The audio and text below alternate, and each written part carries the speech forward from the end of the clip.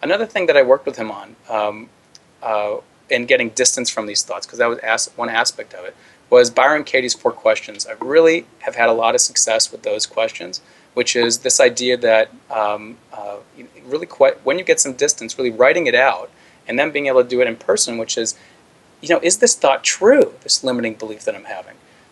And what comes up for a lot of people is it is true. And is it absolutely true is the second question. And when you do that, you open up a little window of saying, like, well, this will never change. Well, I can't say it's absolutely true. And then becomes the mindfulness aspect of it. This is a really core aspect of these kind of 4 questions that comes to me anyway, in the way that I guide them, which is, as I settle into this thought that this will never change, how does it make me feel?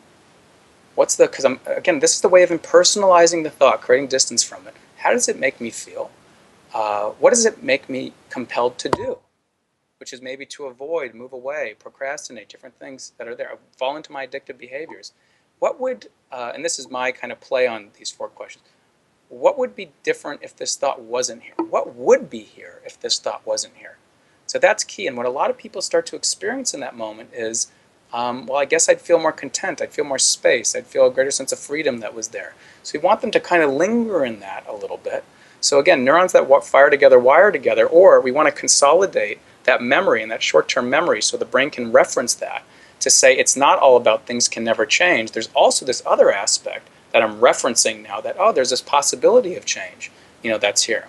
I kind of flip those to say it's not just about focusing on eradicating negative beliefs, it's also about fostering and nurturing positive beliefs. So I've created my own set of 4 questions that I work with people on, which is, what are some positive beliefs about your life too? And this is really important because we want to kind of balance this so that life's going to be okay, or that life's is good, or I am worthy of love, I'm beautiful, whatever it might be. And you ask yourself the question, is that true?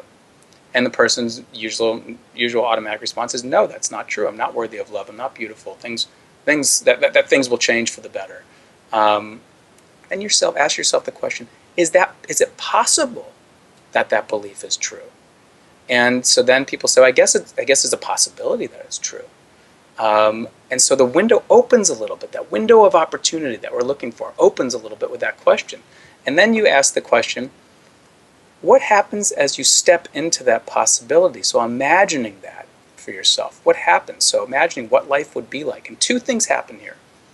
A lot of the time, fear arises in response to that question. That's that foreboding joy, which is the better not step into that, the possibility of that being true. Don't even try and imagine it, because if you do, something might catch you off guard and just slap you down.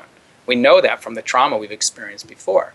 And so then we kind of work with that with self-compassion, a moment of kind of connection, this idea of recognizing, wow, this is a difficult moment that I kind of deal with. I have this complex reaction that I deal with.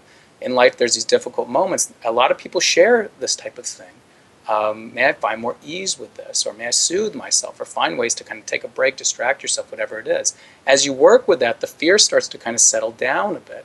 And then then people start to experience that openness. They can visualize that over time. They start to feel a little lighter, a little more expansive in that moment. And the 4th question is, can you linger in that for a few moments now?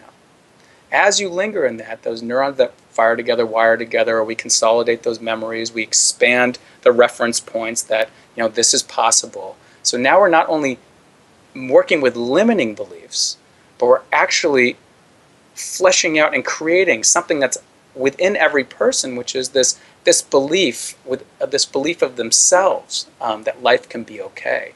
That there is this sense, there is a possibility for happiness for me in this world. And when I say happiness, I mean just a core sense of confidence that things are going to be okay. I can experience the good in life. And that's really important in working with limiting beliefs. It's not just working with the limiting belief, but also helping people really expand the positive beliefs in themselves.